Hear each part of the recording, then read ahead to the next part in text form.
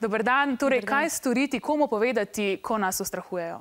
Ja, najprej se moramo zavedati, da kadar nas ustrahujejo, da si nismo tega ustrahovanja mi sami preklicali, ampak da smo dejansko po domač povedan grešni kozel. Pač nam se je zgodilo.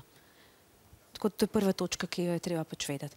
Drugače pa tako, kot je ta sogovornik naredil, treba je povedati. Prvi odrasli osebi, ki lahko zaupamo, ki smo jo prepoznali v tem krogu, predvsem šolskem, da je našega zaupanja vredna in da se ji da ukvarjati z nami. Verjetno se veliko mladih srečuje s strahom. Kako premagati ta strah, stopiti korak dlje in povedati to, kar nas teži?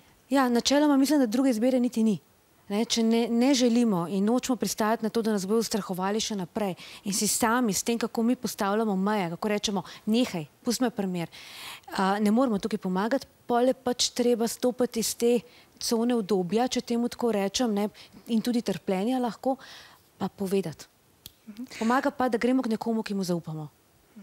Kako lahko zagotovite, da se bo potem ustrahovanje prenehalo, da se ne bo situacija še poslabšala, če nekomu povemo? Verjetno jih je strah, da bo še huje potem. Pogosto tudi je. Tega v bistvu ne moramo zagotoviti. Prva stvar je, da se pri tem, ko poročamo, ko o tem govorimo z neko odraslo osebo, ne ustavimo, če ta prvi človek, ki smo mu zaupali, naredi nič. Mogoče ne ve, kaj bi naredil, mogoče ga je strah ravno tako kot nas ali pa še bolj. Govorimo naslednjemu, nekdo se bo zbudil. Najlepša hvala za obisk in vaše odgovore. Če imate še kakšno vprašanje, nam ga lahko pošljete in gospa Darja vam bo odgovorila nanj. Obrnete se lahko tudi na spletno stran www.tosemjaz.net. Vsak dan od 12. do 20. ure pa vam je na voljo še Tom telefon.